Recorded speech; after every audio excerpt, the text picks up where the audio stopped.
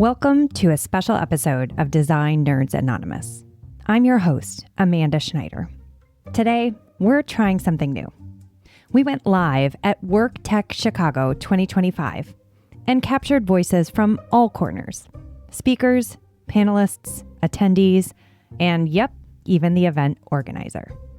If you missed it, this is your front row seat to what had people talking. So let's get started. First up is Worktech event organizer Samantha Cullum.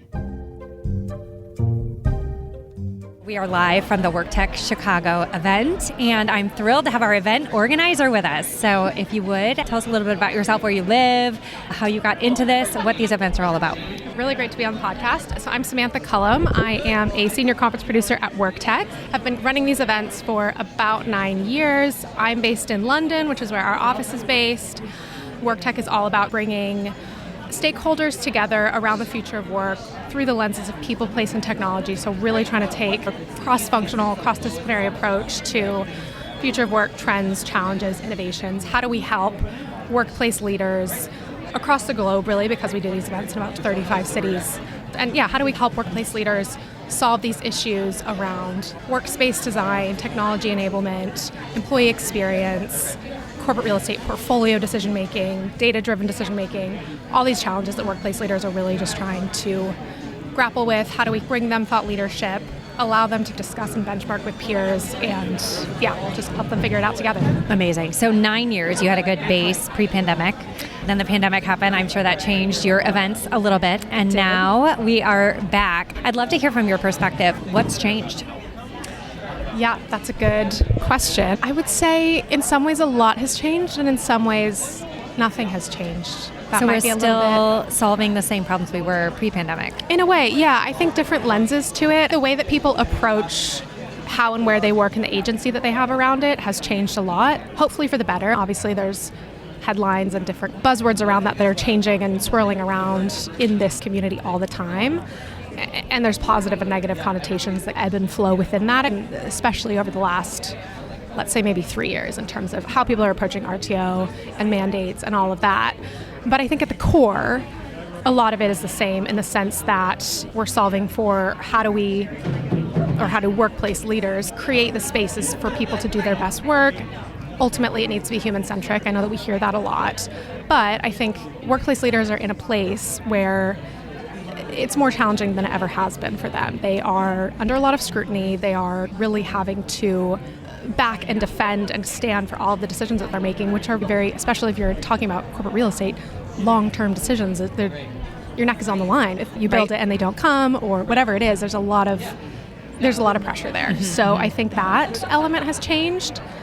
In a way, not changed because that's always been the case, but just in terms of... I think it's gotten more intense though. And our data says that in the last 5 years, the number of decision makers has doubled on the average decision making committee. Yeah. And we've heard a lot from our research that it's not just the number and how much they're managing up, but also some of their managers now didn't come from commercial real estate. Mm-hmm. And so the way that they have to translate everything to make that into a decision is more time consuming for them. So there's more risk aversion, there's more translation that needs to happen, more managing up that needs to happen because it doubled the number of decision makers. And this cost volatility that's happening is becoming a credibility reducer. Yeah. We had a guest on the podcast recently who said, if it's 1 year, it's a 10% contingency, 2 years 20, 3 years 30. If you're a 5-year out project, I'm going to give it a 50% contingency. Like, no finance person wants to hear that. Yeah, it's crazy. And I think we've even just heard earlier today in some of the sessions that you just cannot predict. You cannot predict what the workforce is going to look like. Someone just gave an example of Amazon in one of our sessions earlier. There's so much volatility. And the Amazon example was really a step-by-step walkthrough of back to office, just kidding, go remote, just kidding, back to we're laying office. You all off. Yeah, exactly. Now we're going to lay you all off. Now we're going to hire robots. Yeah. So you see a lot of these speakers in all these 35 cities. Give us one of the most interesting insights, maybe an interesting theme that's been coming up in the last 6 months. One of the themes that's bubbling up or maybe re-emerging is this idea, David will be speaking about this concept of flourishing and thriving in the workplace, which I think is, I hope, like an aim to bring that sort of holistic perspective of human beings at work. There's so much talk around the data, their square footage, the utilization, like it's very metric heavy, and it's very easy in the workplace community, probably unintentionally, but take out that kind of human layer and element that is so critical. What is your space without the people in it? And how do you activate a space without the people and the connection and the kind of all those things that you need? Yeah, human-centric, but I have a pet peeve against that word because we've been using it for so long. Overused. Yeah, so I like this term of flourishing, which again isn't new and I certainly can't take credit for that. But yeah, and this sort of idea of just thriving in the workplace. And what I think of when I hear those words, yeah, I think human-centric is just a little bit overused to the point where it doesn't have that same, it's like collaboration. It doesn't have the same weight. Yeah, exactly. So whereas when you talk about thriving and flourishing, it does make me think more about my own personal well-being, my own mental health, like all of these other aspects that do feel more human, even though you don't even have the word human in there like you do with human-centric. That's a theme that we've been looking at across a lot of our events over this sort of maybe calendar year, and it's something that's coming into a lot of the conversations. I think inclusivity and neuroinclusivity is having a bit more of a spotlight at the moment, which is interesting. But I think, again, it comes back to that solving for all spectrum of needs. And ultimately, we're all diverse in terms of what we need from our workspaces, our environments. We were just having a conversation about COVID scars, right? What are the things? And I think actually one of mine is this level of acoustic sensitivity that I just did not have before. I was also fully remote for 5 years. Yeah. And now being back in the office, which I love, I get so much energy from my team. Granted, 2 days a week. I still need my balance, and I like to be from home a couple of days a week. But yeah, there's these things that people need to accommodate for the different needs that maybe they just have always had or they've developed. I want to come back to what you were talking about with this theme of flourishing, because I feel like underlying that is also really getting maybe a little bit more open about what thriving really looks like, what each of us individually needs. But I think one of the challenges of that and one of the challenges of hybrid work is how do you personalize things for everyone but still have some commonalities that work for the broader good, for these poor decision makers trying to make space work and help their company decide how to invest money for the common good. It's not an easy problem to solve. I do really sympathize with people that are trying to solve these issues. But yeah, like you said, there's so many different needs. And another thing that's come up today is the workforce is more generationally diverse than it's ever been, and that's only going to increase. There's so many different factors that we're trying to solve for. But yeah, another thing that kind of makes me think of is there's so much conversation at the moment around what is this new world of AI that we're stepping into. That there's broad acknowledgement that this is happening and it's happening fast and it's terrifying. You can't stop the train. Yeah, and it is terrifying to an extent. But I think that begs the question, what does it mean to be human when there are so many human-machine interactions coming up? We're all going to be managing fleets of agents or whatever it is that's coming down the line, which I think I can't fully grasp and most people can. And it's always fascinating hearing presentations and discussions around what that might look like. But I think we're all slowly getting to grips with what that looks like within our own lives. How do I use AI in my own professional life, in my personal life on a daily basis, which I do now on a daily basis, but only over the last 6 months maybe as that happened. So when I've seen it take off for sure. That's when our data says it took off. One of the interesting things that the AI speaker talked about was how individuals within companies are using it, but the stat was something like 53% of people are afraid to say that they're using it and therefore are not sharing it. There's no common learnings across these organizations because they don't want to be replaced. So there's a big trust gap that we're talking about, and that's a big theme for me. But I know you got to get back to running this event. If you'll close us out, how might they get involved in a Worktech event, and why should they come? Very good question. Welcome everybody within your listening community to join our events. Like I said earlier, really we're just trying to help workplace leaders in the workplace community tackle these problems together. We are in 35 cities, hopefully one near you as a listener. You can find out about our events on worktechevents.com. And it's just a really great way to have these conversations, talk with peers, understand how people are tackling these challenges from different angles, different industries. We do a lot on events and how those are going to evolve. And shameless endorsement here. I think one thing that you guys do really well is speakers are shorter, breaks are longer, so you can process the information with your peers. Personally, as an event attendee, I feel like this is an experience to emulate and one that our listeners would love to come to. So thanks so much for spending some time with us. Thank you. Appreciate it. In the next 45 minutes or less, we'll be bringing you brief perspectives from speakers, panelists, and event attendees. This first of 5 interviews is one of our speakers on the topic Samantha mentioned, flourishing. We are here live at the Worktech event in Chicago. You can probably hear some ambient noise in the background. And we just want to start to capture the vibe and what we're learning at these events. My hope is that we can bring some of the insights that we glean here to our listeners, and that it also becomes a great tool for you to share. David, tell us who you are, what you do.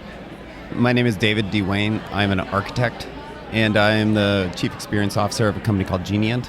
And we're a new wave design firm that we fancy ourselves as being end-to-end experience designers across not only physical space, but also digital experiences.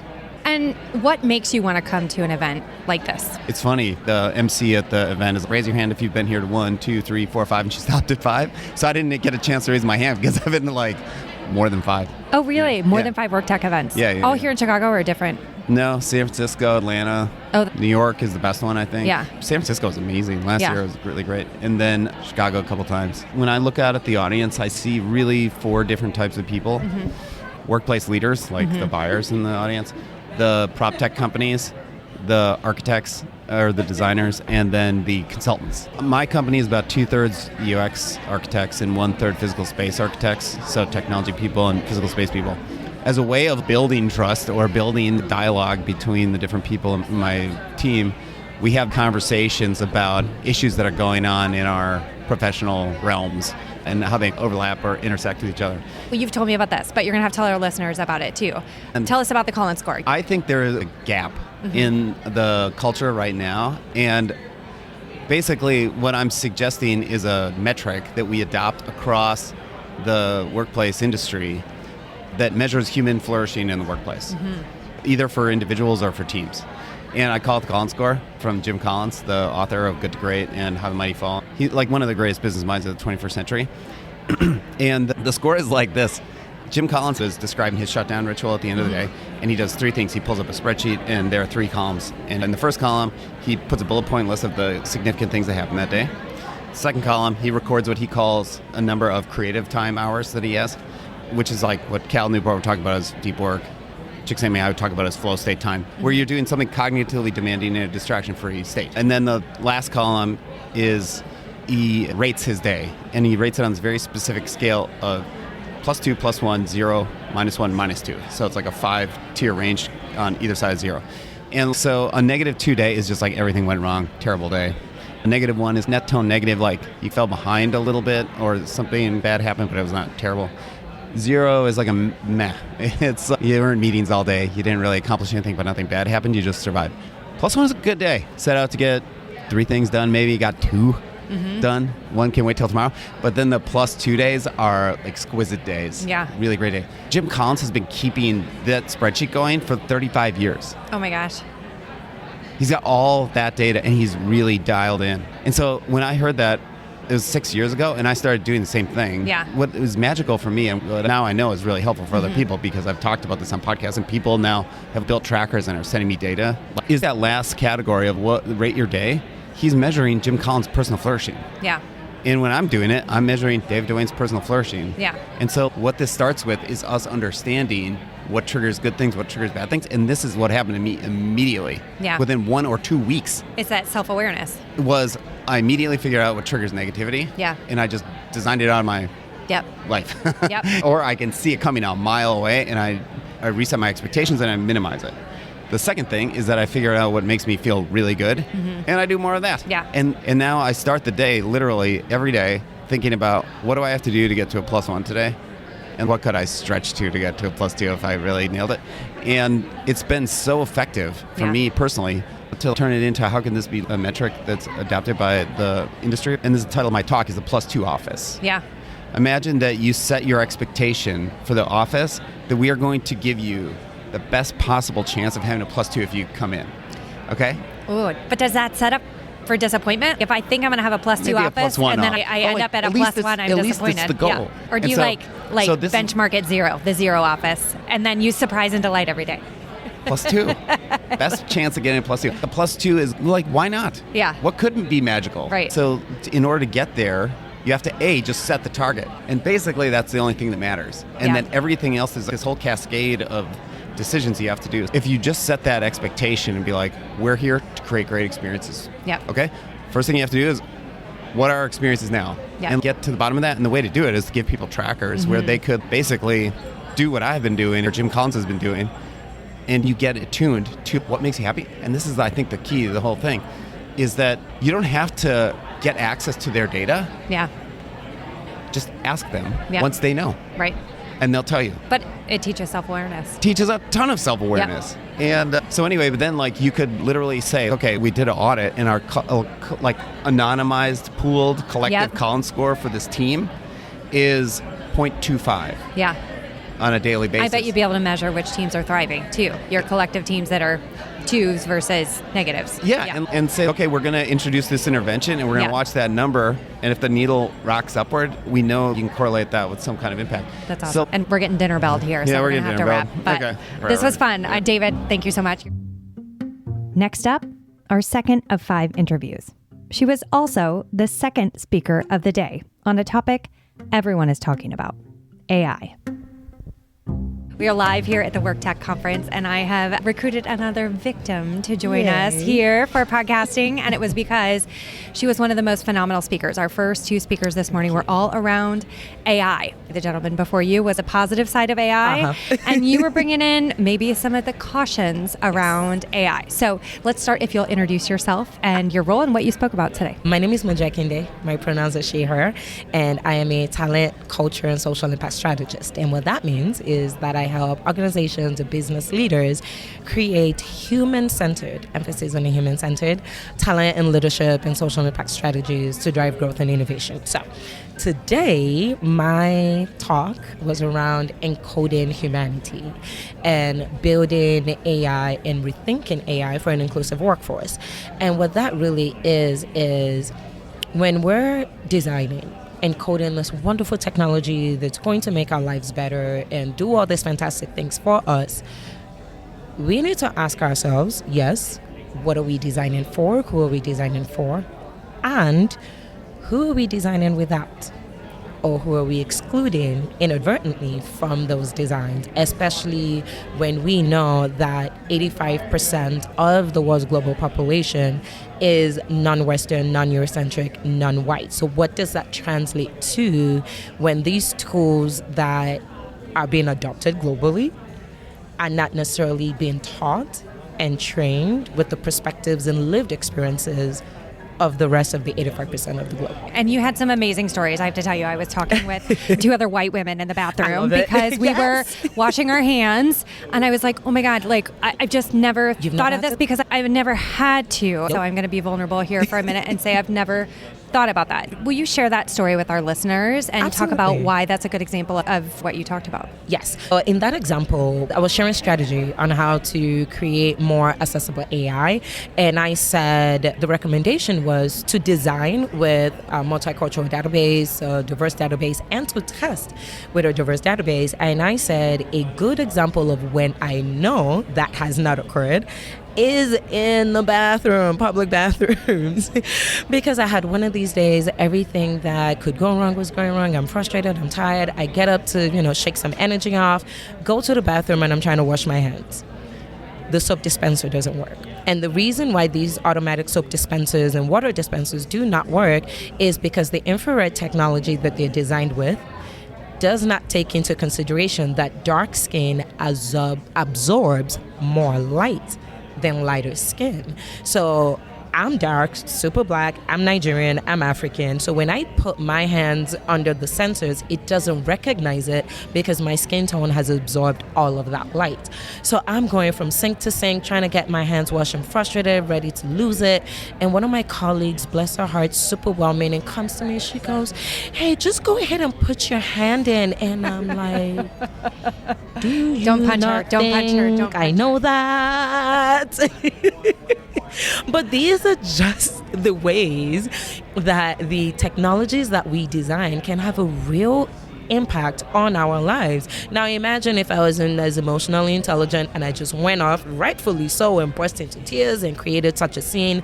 Now people are looking at me some type of way like, wait, she's not professional. But it was just because the tools around me were not designed or even tested with me in mind, because even if it wasn't caught in the design phase, if they had used a multicultural global lens to recruit the user testing focus group, they would have caught it. They would have caught it immediately. Which I think has amazing implications because a lot of our audience is product people for the built environment. So I think there's amazing implications there about not only making sure the design teams are made up of people that may not naturally be in the room, but also that the user testing are. But you also connected this to AI. Yes. And AI, I feel like there is a lot of cautious optimism, or I don't know what the opposite of that is. There's a lot of people in our industry that are very terrified of this and seeing the downsides of this. So talk a little bit about translating that from a product example to an AI example and what we need to be thinking about.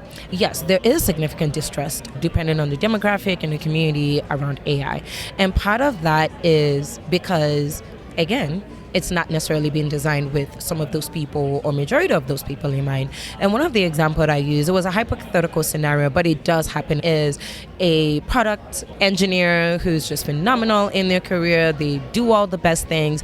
And mind you, this person is based in Cairo, Egypt. After a call with London and Chicago, the AI tool in their video conferencing software rated them in that meeting and the contributions as being disengaged, which was confusing for this individual. What do you mean? I contributed. I even noted some blind spots that people didn't catch. And that was just a one-time scenario. Now imagine if this individual has 3-4 meetings a week, and out of those 3 or 4, twice AI says they're disengaged. Imagine that aggregate at the end of their performance assessment cycle. Now you have just somebody who, because of their cultural background, AI didn't recognize that in Egyptian culture, a calm and confident demeanor, low visual cues, non-visible enthusiasm, which was all of the things AI said she didn't do, all of those things are actually a sign of leadership and respect. So you don't need to be as effusive in those cultures. You don't need to be, interrupt. Hey, I'll just interject real quick in the way that most Western professional settings do. So when the AI is not considering this person's cultural background, it's actually pushing them to the fringes. Inadvertently, that person gets frustrated, they leave, and now you're wondering why your top performing product engineer has left the company, simply because this tool just did not recognize her lived reality. So my recommendation then is, how do we infuse the human element into the way we assess AI, the way we design it? And when we get these kind of anomalies, how do we then make sure they go through independent human review to see if the AI is actually accurate? So amplifying and optimizing that human experience is important. And we keep hearing this phrase, human in the loop.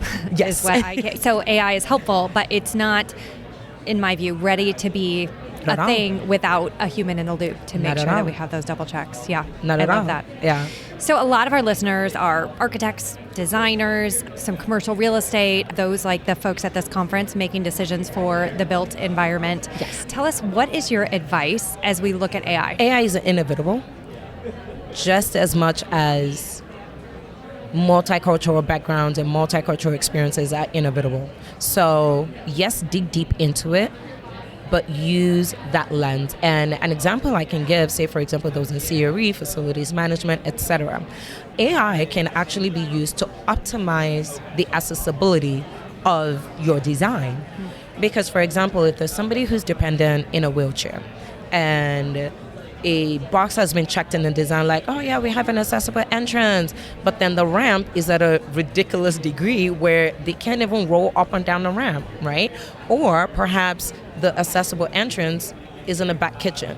So if there's a red carpet in front of the entrance of this building, there's a fancy event, there's a gala, there's a red carpet, somebody in a wheelchair has to skip the red carpet and go through the kitchen with the dishes to get to their event.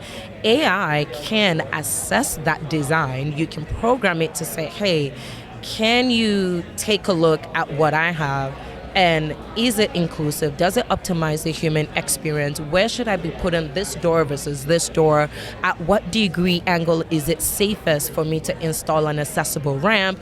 What can I do to optimize this physical space? So AI should not be something that we're scared of. What I challenge us to do is think about the human experience. And I go back to how I opened, which is as you're thinking about who you're designing for and asking that question. The other question is, who are you designing without? Who are you leaving out of that design process? And once you do that, you start to see, oh, perhaps there's certain people on the fringes who are not included in this room, and then you can make it more accessible. I love it. And you're going to see that quote because I wrote that one down. I'm doing the summary today. You're going to see it up on my slide. Yay. Let's wrap here because I told you 10 minutes, but I'd love to hear what you would invite our listeners to do as it relates to you and your work. I consult at the intersection of impact, the human experience, technology, and an optimized workforce. And that's why I say I create human-centered talent, leadership, and social impact designs. So feel free to reach out to me. I'm more than happy to talk through what do you have, what are some blind spots that you may have that you do not see. Because again, there is no strategy that exists where it makes sense to not think about 85% of your consumer base. For sure. So you can find me, Moji Akinde, everywhere. It's MojiAkinde. I'm on LinkedIn. I'm on mojiakinde.com. And you can find me on Instagram at Moji_Akinde. I'm up to some shenanigans once in a while on there. Oh, I'm going to have to check that out. That's awesome. And you can always reach out to me, Amanda Schneider, and I would be happy to connect you to my new friend. So Thank you so much for joining me. Thank you, Amanda. This was wonderful. Now, third of our 5 short interviews. She was not a panelist or a speaker, but I always find it interesting to hear from event attendees. While most of the attendees are looking at investments on behalf of companies, her perspective is a little bit different than the traditional office investment: co-working. I am thrilled to introduce my longtime friend and new guest on the pod. So would you like to start by just introducing yourself and what you do? I'm Mara Hauser, and I do a couple of things. One, we have an interior design studio called Workplace Studio, and then I also am the operator and owner of a co-working brand called 25 North Co-working. We're suburban co-working. We have multiple suburban locations in the Chicagoland area and also in Texas. Exciting. And I think I originally met you. I was blogging for the Huffington Post, and I was looking into co-working and how that was shifting and changing. And we've had so many fascinating conversations since then. But one that I recall in particular was around some research from, I think it was GCUC, the Global Co-working Conference, that looked at what co-working spaces at that time sold out quickest and for the highest rates. And I still tell this story from stage often because it was the private office, which I think when people thought of co-working then, they didn't think about that. They thought of co-working like WeWork, like open office. Everyone hang out, hoodies. Exactly. Everyone. Beer on tap, social. But at that time even, private offices were the first to sell out, and they were selling out at the highest rates. So Fast forward, things have changed a little bit since my Huffington Post days. The pandemic hit, hybrid work is a thing. I'd love to hear what you're hearing and experiencing as part of the co-working community. Sure. Private offices are still the number one revenue generation for co-working spaces and things that people ask for. And it went through some phases where originally it was a single private office, then there were big team offices, like 10, 20 people in one office, and everyone hang together in one room. But it's actually gotten back to more individual offices where teams will have an area in a co-working space and they'll have multiple offices, but usually no more than 3 or 4 in an office. So it's changed a little bit. We still have flex space or open space, but it's really the amenities and meetings and collaboration spaces that people are looking to use. A lot of people who come in as members or users of co-working space are looking for a place to go, even though they do have a home office or they might have a corporate office, as another place to go for productive gatherings. Just like what they say for enterprise employees here at the Worktech conference. People are looking to have meetings with each other, or collaborate with each other, or be together. So what we're selling a lot are packages for meeting rooms. And is that like a function of commuting? Company A has a downtown office, and rather than going all the way downtown, maybe some of their teams will meet in Geneva? How Sure. it's working? So people are remote or distributed. So what's a central location that people can come? We'll schedule quarterly meetings at your office, or every Wednesday there's a group that comes in that wants to be in this room using that space. Or an executive lives in Barrington, let's say, and they want to come to our Schaumburg office. And so they'll have the other leadership team come out and meet them in Schaumburg, for example. So it's just what's convenient, what's there, and what tools do you have? So almost every room has LED monitors and Zoom capabilities, so they're hybrid meetings, marker boards, things like that. But it's also just a place where people can just come gather, grab your laptops, and sit in a room. So in a couple of our locations, teams have actually, offices are not just reserved, but they'll have a meeting room that they designate, like this is our team's meeting room, versus use the 25 North meeting rooms. And then they'll just use that so people could go in and out and sit down. And what was the statistic they said was 80% of all meetings are unplanned when someone's in an office. That's really true. Which is interesting, again, because I love studying co-working, because to me, it's taking something that people would normally not even pay for, not even think about. You join an office, and we just had a session on key cards. You get a key card, and it's just where you go. So I always thought it was fascinating to look at co-working and say, what will people pay for? This thing that they've historically never paid for before, they find so much value that they're willing to pay, whether it's company money or some of your clients, I'm sure are personal clients. And so I've always thought that was interesting. But one of the interesting things to me right now is I hate the RTO conversation. And one of the things I always question, or I guess caution our industry, is let's not get so excited about returning to something that we forget about what forward could look like and all of these spaces in between.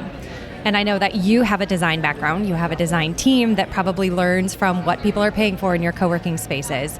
What are these spaces in between that we need to think about? Is it just these meeting spaces and people are using that, or are there others? I think we need a work club. Like we need a place like you go to the health club, or you go to your country club, or you go to a swim club, or you belong to a CrossFit gym or whatever. You have the sense of community. And I think that's what draws people to come into what would be a co-working space. So it's really the idea that you could work alongside others, even if you go to your office and do your thing. There's this little community that's there, and you're not lonely. Even if you could be around your neighbors or other people that you know, but still get your work done. But it's just other people who are doing what you're doing. Yeah. And you can learn from them, experience life from them, ask questions from them. It's that kind of camaraderie that you don't get by being alone or being on Zoom, or even just commuting downtown to an office where you might not see, because in the hybrid situation of today's work world, and really I think there's a new word that has come out. I don't like the word office anymore, because you can office anywhere. Like you office at home. Like what does going to the office mean?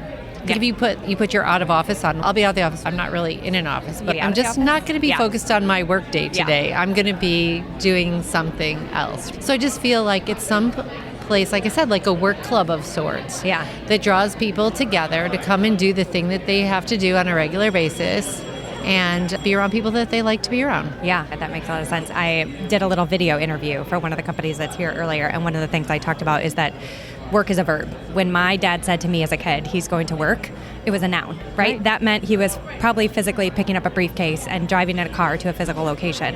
When I tell my kids now, I have built a fully remote company, I'm going to work, that means literally I'm going to open my laptop and do stuff somewhere. Wherever. Maybe in a house, maybe at a co-working Yes. facility. So I think it's a interesting shift that's going to happen with our culture. Agree. Well, we're hearing the bell, so that means we probably have to wrap this up. Step away and learn some more. Yeah, we have to go learn some more. But Maura, I want to thank you so much for sharing your perspective and joining us on the podcast today. Thanks for having me back.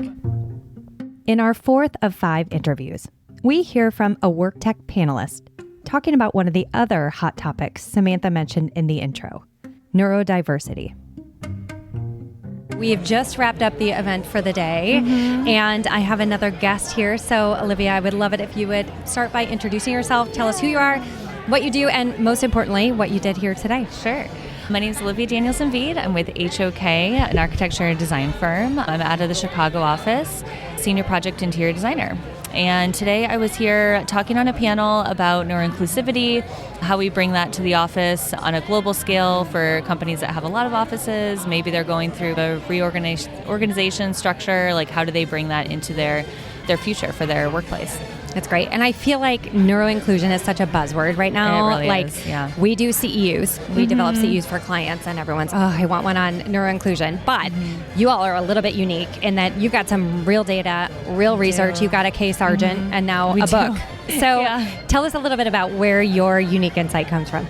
Kay will probably say this too, that it comes from being curious and really digging in with our clients on, okay, what are we trying to solve for you? We had a question, I think it was like 2016 or so at this point, about how do we develop a workplace for someone who has ADHD? There was one person on their team and they were like, is anything that we're doing here today going to impact them negatively? And it was a question that really just sprung into all of this research, partnering with different people too on how we come to the data, because that was a big thing we talked about today. It was all about data. And storytelling with data. Storytelling with data. So how do you do that? And how do you talk about it in a different way that kind of differentiates your brand, the culture you're trying to solve for, and how you bring that together. And I thought you did a good job today I've heard a lot of these talks, but a lot of them that are like, here's how you design for ADHD, and here's how you design for someone who's overstimulated, and here's how you design for someone who's understimulated. And where I could never reconcile is how you make one space do all of these things. So will you share the example about what it means if you like to be more stimulated or less stimulated, how everyone exists on a spectrum, and even how you're bringing those safe spaces into a stadium or something that could be naturally overstimulated. Share what you just shared on stage. Sure. So we've been actually doing a lot of these multi-sensory rooms, as we're calling them, acknowledging that there's a big spectrum of how people process stimuli. So you can be someone who's hypersensitive and you need less stimuli, you're sensory avoiding, or you can be someone who's hyposensitive and you're sensory seeking. So what we have to do, and we're given typically pretty small spaces for this, we have to get very creative, is how do we come to the table for these folks who are maybe attending a live event, which can be full of stimuli. You think of we were talking about Taylor Swift earlier at the conference. So her Eras tour, there's lights, there's sounds, there's just so much stimuli, and somebody who can't process that, they need to step away for a little bit, but they don't want to leave the venue to be able to do that. So how do you create some rooms and also navigate people to these rooms, which I think is a big one, because often we're given storage closets that, okay, we have this storage closet, okay, it's like in the bowels of the building. Takes me back to like my breastfeeding days for when sure. I was like hiding in a chair closet. Yeah. Yeah, exactly. So how do you do that for them and be able to give them a space where they can still be included? It goes back to being inclusive. How do you have people be included in the live events, but be able to do it in a way that supports their needs? We have rooms then that you can have a lot of variety, control, and choice on if you need a private moment, if you want to be in a space that's tactile elements where you can maybe have a Lego wall. That's something that we do. You can adjust the lights, you can adjust the sound, color of the lights, color temperature even, and just have kind of some control of your environment when you're in a space that largely you can't control. And I'm very intrigued too and encouraged, because a lot of these stadiums, they have to have sensory rooms to be able to host larger events now. Interesting. Required by who? Like by FIFA, for example, to be able to host World Cups or what have you, they need to have sensory rooms to be able to host an event. Interesting. Which I'm loving. Yeah. And I think the interesting thing about this is even if you yourself don't have a recognized disability, you can still imagine a time when you were overwhelmed, when you needed a quiet space, when a Taylor Swift concert or a FIFA screaming soccer match left you wanting for just a moment of serene peace, and you didn't want to go to a chair closet. Yeah. So I know I told you I keep this to 10 minutes, but let's make sure that our listeners can find out where to learn more about this research. You can go to HOK's website, hok.com, look for insights. You can click on that or ideas, and it takes you to all of the written research we've done for any of our vertical markets, and we play in a lot of vertical markets. We also have the book that you can buy on Amazon, Barnes & Nobles, that sort of thing. It's called Designing for Neuroinclusive Workplaces, and it's authored by Kay Sargent, who is our Director of Thought Leadership and Research. Wonderful. And if you had advice for our listeners, what's your advice for them when it comes to this topic? I'd say, and this came up today too, listen to your people. So I would say, include them in the decision-making process. Some of our clients have DEI committees or people who identify as neurodivergent, and they have neurodivergent groups, but bring them into the fold. We do this a lot with our clients where we will meet with those groups and review company standards built for the built environment, and then be able to evaluate what works best for their specific needs as a company, as a brand, and as their culture, how they can move forward with that. Mm-hmm. And what would you say was your biggest aha for today? Of all the speakers, everything you heard? Because data is king here, especially at this conference, how do you use that data effectively and balancing the qualitative versus quantitative data? You have to honor both, but be able to balance the use of both of those. And I'll leave on this quote of data without context is noise, which I thought was really... Tucker Dupree, BP, that was his quote. We're going to try and find him if we can catch him before he leaves. Yeah, it was great. Yeah, I thought that was a good one too. We'll leave it for that then. Awesome. Thank you so much for joining us on the pod, and I will see you at our workplace event coming up in just a couple weeks. Hackathon. Love it. Last, but definitely not least, is a man who played many roles at the conference today. Audience member, panelist, and for many of our listeners, client. So Tucker, thank you for joining me. And would you start by just introducing yourself, telling us who you are, what your role, and why you're here at Worktech? Yeah, my name is Tucker Dupree. I am on our global workplace team that manages our technology and innovation and looking at what we're doing today and our business as usual product and looking at tech stack, and then also looking into the future through a program at BP that we call iLab, that we partner with JLL to bring in innovation and have the ability to push the limits on the workplace.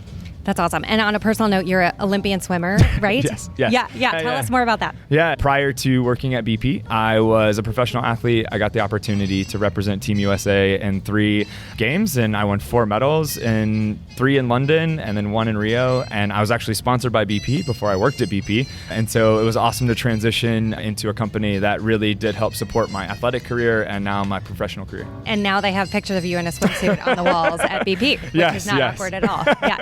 Yeah, that's awesome. So tell me a little bit about what you hope to get out of this conference. This is not your first Worktech. It is. Your first Worktech. Yeah, okay. So what brought you here? What answers are you looking for as you think about your strategy? I think the biggest thing for me is the workplace is about community, and listening and learning is something that I am really focusing on in the aspect of making sure that we know we're not doing it to the best all the time, and having that vulnerability is a big step for us in making sure that we're listening to the networks and what other people are doing. I really was excited when I looked at the agenda, asking to speak at this conference as well, and the networking and listening to stories and everyone's different pieces they're working on is really helping me get energized and go back to work. And I'm excited to literally call my boss tomorrow and just give him the download, because I think that there's a lot of problems we're all trying to solve, and you can't do it alone. Nice. Now we'll give him a podcast that you can just share with them and be like, hey, we got it.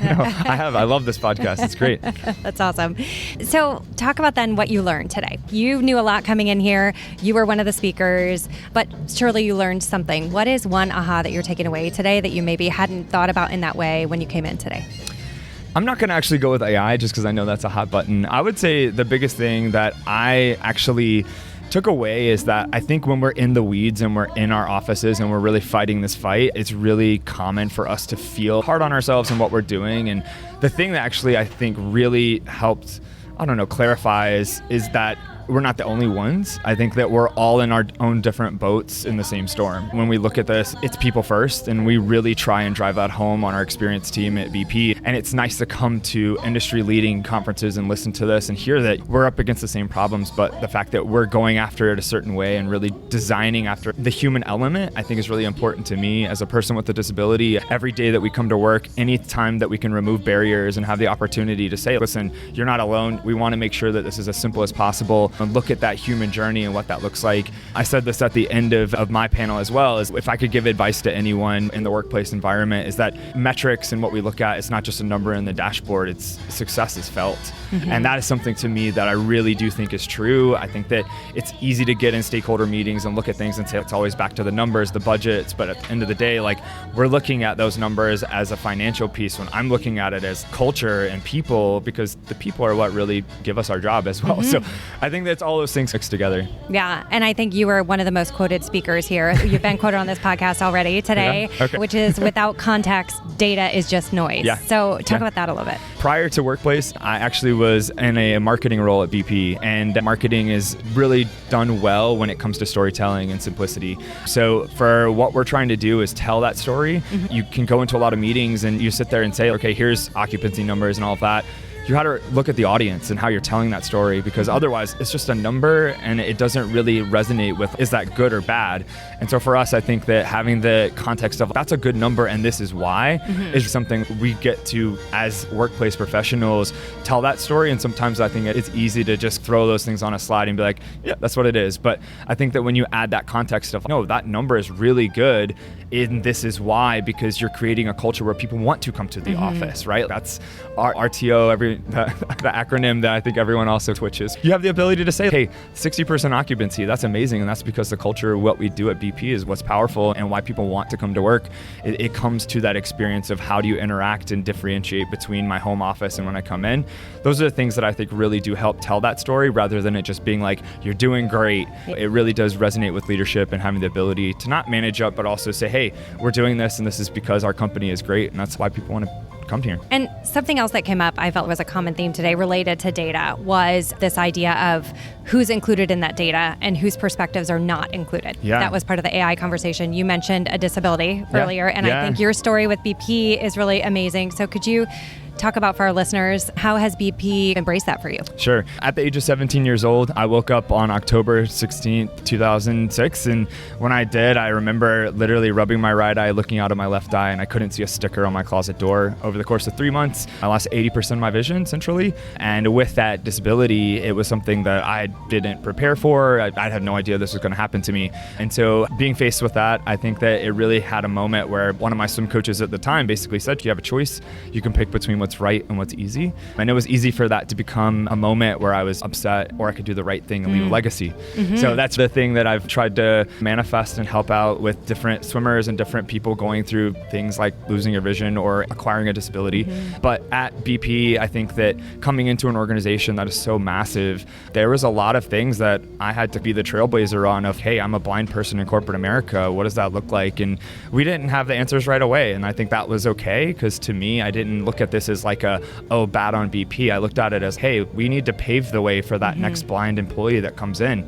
So I think that we've been able to grow, and I've been so fortunate to have amazing managers that really respect that and look at me as a person first. Those are the things that I do really think that also is changing in the disability community. I think that we're really trying to be looking at that equality and making sure that people understand that we're not asking for special treatment. We're asking for what everyone else receives, and it might have to come with a different accommodation or a different thing that really helps us have the opportunity to perform next to our peers. Those are the things that I really get excited about. And again, BP has been really, I would say, supportive in the aspect of we're building different things. I know Accenture was talking today also about some of their accessibility centers, and we've actually seen one, and we've tried to build our own version of that. And it's having a company that doesn't just look at people with disabilities as, accommodations, but actually looking at us as, hey, they add value. Those are the things that I really do look at what we do as a company and say, hey, I'm in the right place. I know this is a good fit for me. Yeah, I love that authenticity. And I have to say, holy crap, you took your swim coach's advice, like you could do what's easy, or then you blew it out of the water. You went to the Olympics, and it sounds like you're doing the same for the workplace for the next people that could. So well done. I'm trying. Well done. And I guess as you look at the future of work, what is a big question that you have or something that you're exploring? I would say, how can we consolidate and make things so simplistic that we don't need to market them as this was built for X. I think that's something that I actually respect Microsoft and what they're doing. They are very pioneering in the accessibility space in the aspect of they're not keeping their roadmap to themselves. You can log online and look at any Microsoft roadmap because they realize the power of sharing that knowledge. And that to me is like a very impressive thing, right? Like a large tech giant having this opportunity to say, hey, if we're going to really forward this movement of accessibility and how people with disabilities interact with the world, let alone the workplace, it can't be a secret. It can't be a trade secret. And that to me is what I hope a lot of other companies really look at as, hey, we don't have to keep this to ourselves. The more we share this knowledge and practice and the things that we're doing and these standards, that everyone benefits. There's billions of people in the world that have disabilities, and it's the one minority group that you can become a part of at any part of your life. Those are the things that we can't shy away from, and making sure that we're delivering a good experience for everyone. And I really hope that's the way our world is going, because nobody's pie gets smaller when you share that information. No, you don't. So that's really great. And I think it gives me hopes for the future of work and how it can get better for everyone. Same. Good. Any other closing advice or closing thoughts you want to give our listeners? I think that the biggest thing for me is feedback is a gift. If you can use that and really understand that the feedback is what people really feel, and don't look at it as a negative and look at it as an opportunity to step up and say, hey, we know we're being vulnerable, opening the doors for the feedback, but at the same time, it's not a bad thing. It's an opportunity to listen to the people and make sure that they understand that we're building spaces and experiences for them. And I love that vulnerability showed through on the stage today. There was one gentleman on the last panel that was just very vulnerable about they are not at all where they want to be with their workplace. And they're starting literally from ground zero, to the point that he was like, maybe if we just wait another 5 to 7 years, our product might come back in style. So I guess my hope for the future is that we're going to continue to have this open cooperation. So well, I love all the work that you guys are doing and help sharing the word. And I think that's how we really get this movement to keep continuing. And conferences like Worktech make that happen. Wonderful. And we'll be excited to see you at our event, July 31st in Chicago. And now I'm the only thing standing between you and your wife getting to a happy hour. No worries at all. Thank you so much for joining us on the podcast. Absolutely. And we'll be excited to share this with you. Thank you. All right, take care. We hope you've enjoyed this special episode of Design Nerds Anonymous. We've got more live research events coming up at ThinkLab. So if this sparked your interest, let's connect. Feel free to reach out to me, Amanda Schneider, on LinkedIn, or just follow this podcast so you don't miss what's next. Design Nerds Anonymous is a proud member of the Surround Podcast Network. Special thanks to the podcast production team, Rachel Senator, and Rob Schulte. Thanks for listening.